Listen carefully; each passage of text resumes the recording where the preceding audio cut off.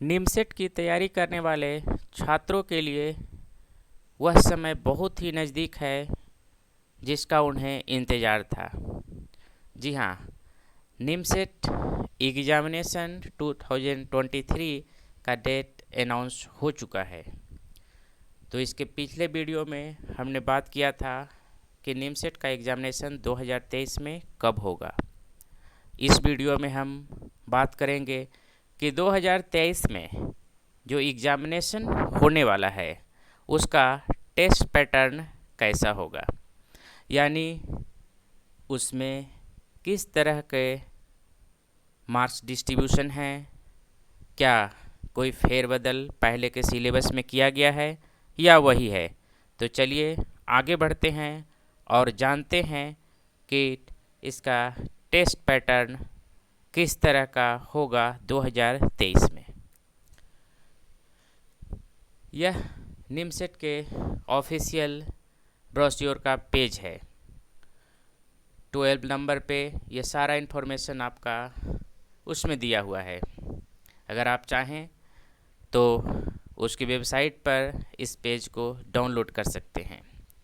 तो सबसे पहले हम बात करेंगे NIMCET 2023 test will be conducted with a single paper containing 120 multiple choice question, यानी आपके एग्जामिनेशन में टोटल 120 यानी 120 MCQ मल्टीपल चॉइस क्वेश्चंस पूछे जाएंगे, जो पहले भी पूछा जाता था। इसमें कोई भी फेरबदल नहीं किया गया है। Question covering the following subjects, यानी उस एग्जामिनेशन में क्या क्या सब्जेक्ट्स को कवर किया गया है वह हम आगे देखेंगे।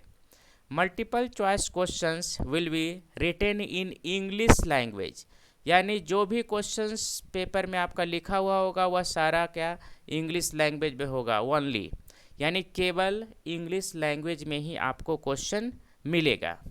And will not be translated into any other language. आप एग्जामिनेशन अगर पहले भी दिए होंगे तो हो सकता है कि उसमें ट्रांसलेट करने का ऑप्शन होगा, लेकिन इस एग्जामिनेशन में आपको ट्रांसलेट करने का ऑप्शन नहीं मिलने वाला है। तो यह 2 पॉइंट ध्यान देने योग्य बातें हैं। पहला कि एग्जामिनेशन में 120 मल्टीपल चॉइस क्वेश्चन होगा और जो क्वेश्चंस पेपर आपको मिलेगा वह केवल इंग्लिश लैंग्वेज में लिखा हुआ होगा और उसमें कहीं भी दूसरे लैंग्वेज की बात नहीं होगी। The distribution of questions and marks as follow. तो अब चलिए देखते हैं कि मार्क्स डिस्ट्रीब्यूशंस किस प्रकार से किया गया है।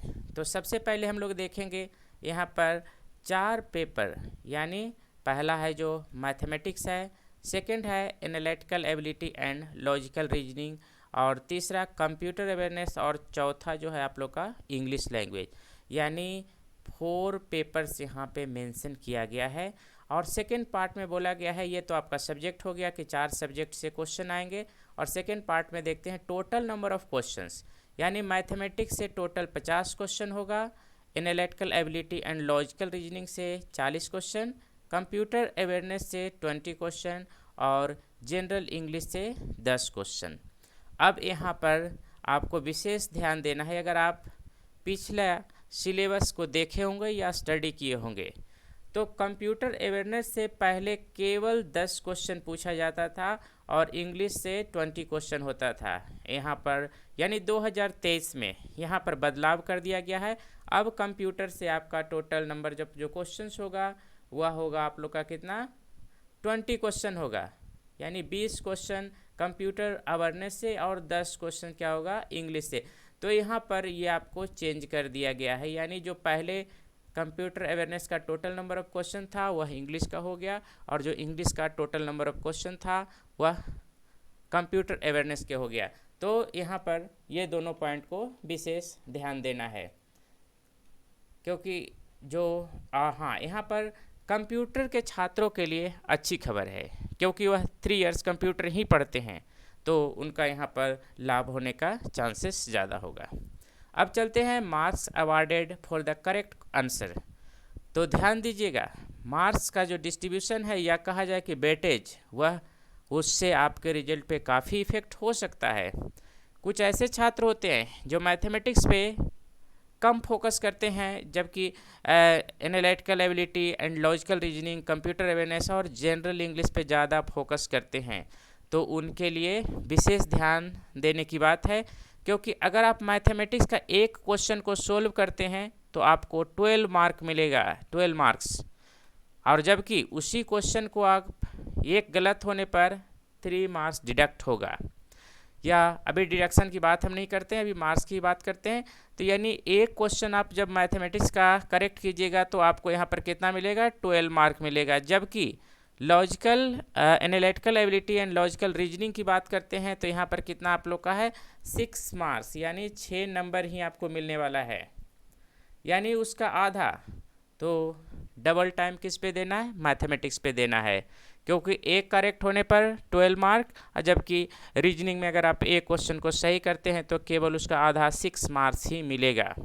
वहीं कंप्यूटर अवेयरनेस यानी रीजनिंग और कंप्यूटर अवेयरनेस दोनों पे 6 मार्क्स होगा एक करेक्ट आंसर होने पे, जबकि इंग्लिश में और कम गया है। अगर इंग्लिश का एक क्वेश्चन आप करेक्ट करते हैं तो केवल आपको 4 मार्क्स ही मिलेगा।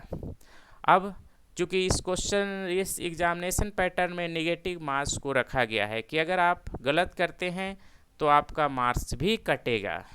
तो जिस तरह से मैथमेटिक्स में एक क्वेश्चन करेक्ट होने पर 12 मार्क्स मिलने वाला है, लेकिन अगर वही आप एक क्वेश्चन को गलत करते हैं तो जो आपका आया हुआ नंबर है उसमें भी 3 नंबर काट लिया जाएगा। जबकि लॉजिकल यानी रीजनिंग और कंप्यूटर अवेयरनेस पे मार्क्स कम है कि अगर एक क्वेश्चन आप करेक्ट करते हैं तो 6 मार्क्स मिलने वाला है, लेकिन गलती होने पर आपका उससे 1.5 मार्क्स काट लिया जाएगा। यानी प्रत्येक रॉन्ग आंसर पे जो आपका मार्क्स ऑब्टेन किए हैं उसमें से 1.5 मार्क्स काट लिया जाएगा। यहाँ पर जो डिडक्शन का डिस्ट्रीब्यूशन है वह है, जो क्वेश्चन है उसका 25% मार्क्स काटा जाता है, 25% मार्क्स। जैसे यहाँ पर 12 मार्क्स है तो उसका 25 3, 6 मार्क्स है तो उसका 25 1.5, और यहाँ पर 4 है तो उसका है क्या, 1। यानी इंग्लिश में अगर आप एक आंसर को करेक्ट करते हैं तो 4 नंबर मिलने वाला है, और वही आंसर को अगर गलत करते हैं तो जो नंबर आप लाए थे उससे 1 नंबर काट लिया जाएगा।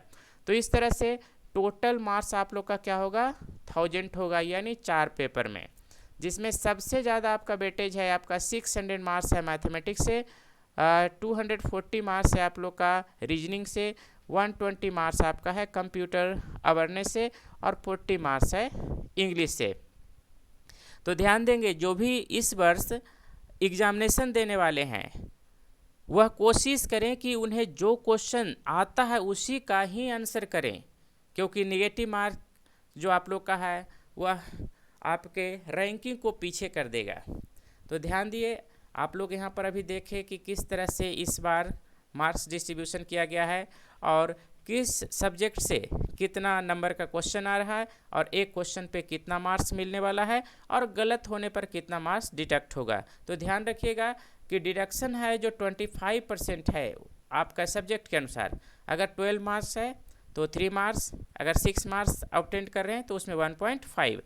तो सबसे ज़्यादा जो आपको फोकस करना है वो किस पे करना है, मैथमेटिक्स पे, क्योंकि अगर दो से ज़्यादा स्टूडेंट्स का सेम मैथमेटिक्स में सेम रैंक नंबर यानी सेम नंबर आ जा रहा है और उसमें से किसी एक स्टूडेंट्स को सेलेक्ट करना है, तो सबसे ज़्यादा पहले प्रायोरिटी देखा जाएगा कि किस स्टूडेंट का मैथमेटिक्स में नंबर ज़्यादा है।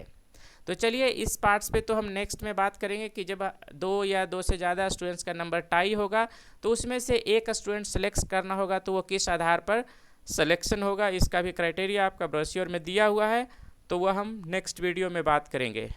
उम्मीद है कि आपको यह टेस्ट पैटर्न समझ में आ गया होगा, क्योंकि विदाउट टेस्ट पैटर्न आप एग्जामिनेशन को करेक्ट नहीं कर सकते, अच्छे रिजल्ट नहीं ला सकते।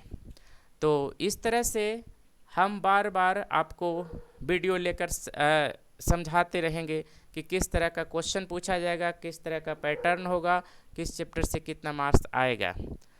तो अगर आप हमारे चैनल्स पे नए हैं तो इस तरह के इन्फॉर्मेशन से अपडेट होने के लिए चैनल्स को सब्सक्राइब कर लें और वीडियो के साथ बने रहें। Thank you.